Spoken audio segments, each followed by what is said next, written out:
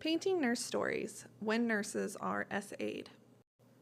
I met with the team in the morning to give report, running through the patients that have been seen and the reasons why, as well as what was expected in the week to come. My coworker sat by despondent and refused to speak until our manager insisted she go through her upcoming visits. She stated she would not be seeing one of our patients again and another nurse would have to do the visit. This didn't make any sense at all, as the other nurses all had full patient loads and the patient was located within the region of town that she was assigned. With some additional prodding, my coworker burst into tears, shaking her head no and repeating that she refused to see the patient ever again. We were all pretty shocked and confused by her response and asked her, with concern, what the issue was. She began to tell the story of the last visit she had made to the patient. The patient had grabbed her with strength and forcibly made her touch him inappropriately while he moaned. She had frozen in a state of shock, unaware of how long she had remained there before packing up her supplies and driving home, not speaking to anyone until this morning. We looked to our male manager for guidance, wondering what we would do. He said that he would need to speak with the patient immediately to let him know his behavior was unacceptable and to reestablish boundaries. He criticized my coworker for not saying anything right away after it happened.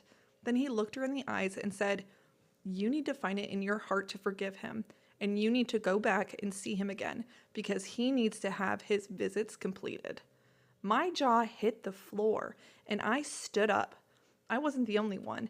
Every woman in the room launched into argument, everyone speaking at once. "How dare you tell her to forgive him? You need to go see him yourself. It's not safe to send another woman to go see him. We should discharge him immediately."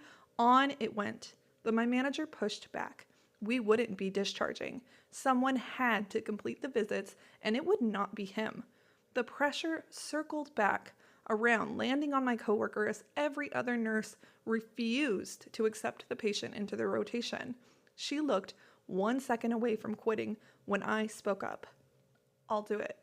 I'll go see him. I'll just maintain my distance." The other nurses looked hesitant to accept my offer, but eventually diverged into giving me information on the patient and instructions for exactly what to do to keep the interaction as short and straightforward as possible.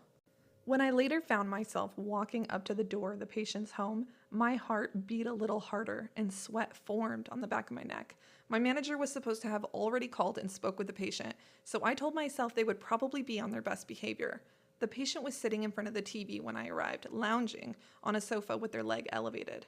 I took out the supplies I needed to complete the wound care and settled in to do the dressing change on their leg, positioning my body as far away as possible.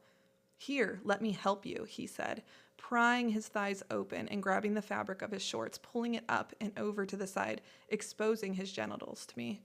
"Oh, no thanks," I responded. Quick as I could, I reached up, yanking the shorts back down to cover his manhood. I finished the dressing change as quickly as I could, hands shaking, while the patient stared me down, making strange, breathy noises. I exited without hardly a word tossed in his direction and called my manager to tell him what had happened. My manager exploded on the phone in anger, spewing about how he couldn't believe the patient would act that way after speaking to him and being told that his behavior was not okay. I recall him sounding more angry about that than the experience my coworker had had. The next day, the patient was discharged and the manager completed the visit himself. Thanks for listening. Follow for more and let me know how you would have handled this situation.